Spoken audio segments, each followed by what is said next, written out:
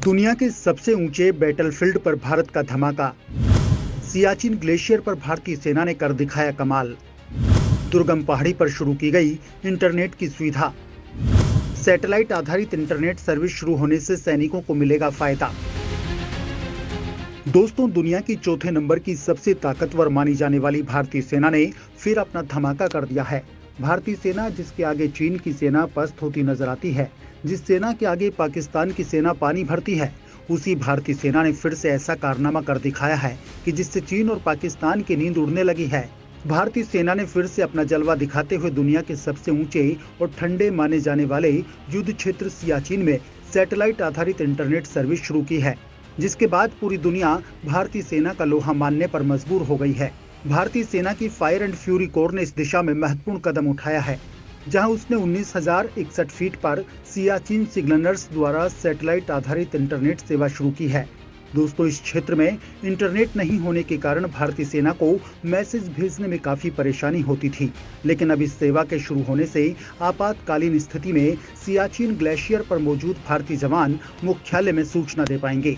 इसके साथ ही वो अपने घर, परिवार और रिश्तेदारों से बात कर सकेंगे। हालांकि इस बात का खुलासा नहीं किया गया है कि इस सेवा का उपयोग किस तरह से और किन किन कामों के लिए किया जाएगा। दोस्तों, सियाचिन ग्लेशियर भारत पाक बॉर्डर के पास करीब 78 किलोमीटर में फैला है। इसके एक तरफ पाकिस्तान, दूसरी तरफ अक्साई चीन है। सियाचिन ग्लेशियर कश्मीर के उत्तर में 6700 मीटर की ऊंचाई पर है। ये दुनिया की सबसे घातक जगह मानी जाती है, जहां खतरनाक ढलान और घाटियों का ही घेरा है। इतना ही नहीं, यहाँ का तापमान 0 से -60 डिग्री सेल्सियस तक चला जाता है, जो इसे और भी दुर्गम और जानलेवा इलाका बना देता है। साल 1972 के शिमला समझौते में सियाचिन को बेजान और बंजर बताया गया था। हालांकि तब भारत चीन के बीच इसके सीमा का निर्धारण नहीं हुआ था। 1984 में भारतीय सेना को जानकारी मिली कि पाकिस्तानी सेना इस इलाके को कब्जे में लेने की कोशिश कर रही है, जिसके बाद 13 अप्रैल 1984 को भारतीय सेना ने अपनी फायर एंड फ्यूरी कॉर्प्स की स्पेशल टुकड़ी को इस इलाके में तैनात कर दिया। विश्व के सबसे ऊंचे और ठंडे माने जाने वाले इस रण क्षेत्र में आज भी भारतीय सैनिक देश की संप्रभुता के लिए डटे रहते हैं। दोस्तों, आपको जानकर हैरानी होगी कि दुनिया के सबसे ऊंचे युद्ध स्थल सियाचिन हिमखंड पर 38 सालों पहले 21,000 फुट की ऊंचाई पर आज तक सिर्फ एक ही लड़ाई हुई है, जो भारत और पाकिस्तान के बीच लड़ी गई थी। ये लड़ाई दुनिया की अभी तक की पहली और आखिरी लड़ाई थी। इस लड़ाई के लिए भी पाकिस्तान ही जिम्मेदार था, जिसने अपने मानचित्रों में पाक अधिकृत कश्मीर की सीमा को एलओसी के अंतिम छोर NJ 9842 से सीधी रेखा खींचकर कर्राकोरम दर्रे तक दिखाना शुरू कर दिया था। तब भारत सरकार ने पाकिस्तान को रोकने के लिए 13 अप्रैल 1984 को ऑपरेशन मेघदूत शुरू किया था। साल 1984 में भारतीय खुफिया एजेंसी रो को सूचना मिली कि पाकिस्तान सियाचिन पर कब्जे की फिराक में है। इसके लिए वो जर्मनी से बड़ी संख्या में बर्फीले इलाके में तैनात सैनिकों के पहनने वाले कपड़े और सैन्य उपकरण खरीद रहा था। पाकिस्तान के ऑपरेशन अबाबील के जरिए 17 अप्रैल 1984 तक सियाचिन पर कब्जा करने की योजना थी।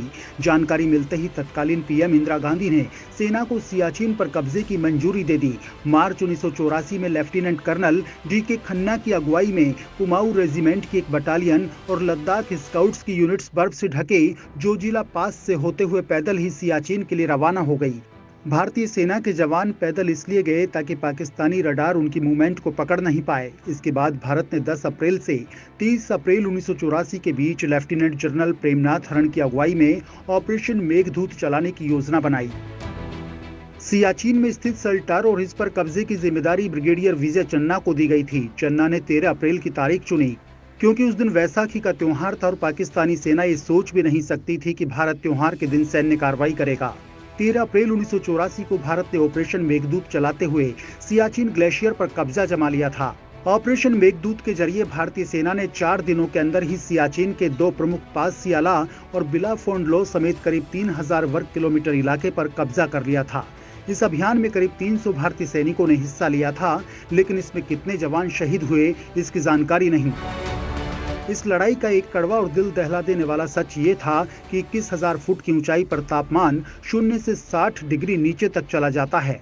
ऐसे में भारतीय जवानों ने 3 दिन भूखे पेट रहकर इस फतह को हासिल किया था। पाकिस्तानी बंकर पर जीत हासिल करने के बाद बचे हुए भारतीय जवानों ने पाकिस्तानी स्टोव को जलाकर पाकिस्तानी चावल पकाकर पेट की भूख शांत की थी। इसके 3 साल बाद पाकिस्तानी सेना ने फिर से सियाचिन में सबसे ऊंची जगह पर कायदे आजम पोस्ट बना ली थी। इस पोस्ट से पाकिस्तानी सेना भारतीय सेना की हर एक्टिविटी पर नजर रख रही थी। 25 जून 1987 को भारत ने ऑपरेशन राजीव चलाते हुए कायदे आजम पोस्ट को पाकिस्तानी सेना से छीन लिया था। इस लड़ाई में बहादुरी दिखाने के लिए सूबेदार बाना सिंह को परमवीर चक्र दिया गया था और इस पोस्ट का नाम उनके सम्मान में बाना पोस्ट रख दिया गया। तब से अब तक पूरे सियाचिन ग्लेशियर पर भारत का कब्जा है। अब भी दोनों ओर से हजारों की संख्या में सैनिक सियाचिन ग्लेशियर के आसपास तैनात हैं। दोस्तों, भारतीय सेना के बढ़ते कदम पाक चीन के पसीने छुड़ा रहे हैं। वो खुद को लगातार अपग्रेड कर रही है और बॉर्डर पर अपनी तैयारियों को लगातार मजबूत कर रही है। सीमा से सटी इलाकों में इंफ्रास्ट्रक्चर को भी लगातार डेवलप कर रही है। इसके साथ ही ऑपरेशनल और रणनीतिक तैयारियों पर भी सेना का फोकस है। सेना का ये कदम चीनी सेना की आक्रामकता के मद्देनजर बेहद महत्वपूर्ण है। दोस्तों, कई दशकों तक भारत ने कश्मीर को लेकर चले आ रहे विवादों की वजह से पाकिस्तान को अपनी रक्षा और विदेश नीति के केंद्र में रखा था, लेकिन पिछले 2 सालों में यह स्थिति बदल गई और पाकिस्तान की जगह चीन ने ले ली। कश्मीर के लद्दाख इलाके में भारत और चीन के सैनिकों की झड़प ने भारत का रुख बदल दिया। पाकिस्तान की अर्थव्यवस्था चीन के पूरे एशिया में असर बढ़ाने की कोशिशों के साथ मिलकर भी भारत की मजबूत अर्थव्यवस्था से बहुत पीछे है। 2014 से 2016 तक भारतीय सेना की उत्तरी कमांड के प्रमुख रहे लेफ्टिनेंट जनरल DS हुड्डा कहते हैं कि भारत बहुत तेजी से चीन केंद्रित हुआ है। 1947 में भारत और पाकिस्तान के बनने के बाद से ही कश्मीर विद्रोह, तालाबंदी और राजनीतिक जोड़तोड़ का शिकार रहा। इतना ही नहीं, भारत, पाकिस्तान और चीन के बीच हुए 4 युद्धों के केंद्र में भी कश्मीर ही था। कश्मीर दुनिया में अकेली ऐसी जगह है जिसे लेकर 3 परमाणु ताकत से लैस देशों के बीच टकराव है। 1960 के दशक में भारत गुटनिरपेक्ष आंदोलन का एक सक्रिय सदस्य था। समूह में शामिल 100 से ज्यादा देशों ने शीत युद्ध के दौर में किसी एक प्रमुख ताकत की ओर जाने की बजाय अलग रहने का फैसला किया। पाकिस्तान और चीन जैसे पड़ोसी देशों से विवादों के बावजूद भारत का गुटनिरपेक्ष रवैया उसकी विदेश नीति की धुरी रहा है। साथ ही भारत के राजनयिकों का ध्यान मुख्य रूप से पाकिस्तान के कश्मीर को लेकर किए जा रहे दावों को खत्म करने पर रहा है। लेकिन भारत और चीन के बीच हुए लद्दाख में सीमा विवाद ने दोनों एशियाई देशों के बीच तनाव को काफी ज्यादा बढ़ा दिया है। हुड्डा का कहना है कि कई दशकों तक भारत यही समझता रहा है कि चीन उसके लिए सैन्य खतरा नहीं बनेगा। हालांकि 2020 के मध्य में काराकोरम के पहाड़ों में लद्दाख की गलवान घाटी में हुई झड़प ने ये धारणा बदल दी। भारत के नीति निर्माताओं के सामने अब चीन बड़ी चुनौती है। चीन एशिया में ज्यादा ताकत लगाने के साथ ही पाकिस्तान को कश्मीर के मसले पर समर्थन दे रहा है। विशेषज्ञों का कहना है कि पाकिस्तान अब चीनी ताकत के सहयोगी के रूप में ज्यादा जटिल राजनीतिक भूमिका निभा रहा है। इससे उसे कुछ ताकत और असर मिला है। वहीं दुनिया के फलक पर चीन की ताकत बढ़ने के कारण भारत, अमेरिका और नए भारत प्रशांत सहयोग संगठन क्वाड के नजदीक गया है। क्वाड में भारत, अमेरिका के अलावा ऑस्ट्रेलिया और जापान भी हैं। ये देश चीन पर इलाके में आर्थिक दबदबा और सैन्य गतिविधियों के जरिए वस्तु स्थिति बदलने का आरोप लगाते हैं। ऐसे में चीन की महत्वाकांक्षाओं को रोकने के लिए घेरा बनाने की जरूरत है और इसके लिए चीन के किसी भी आक्रामकता के खिलाफ सुरक्षा की एक नई दीवार बनाई जा रही है। क्वाड के केंद्र में भी यही है।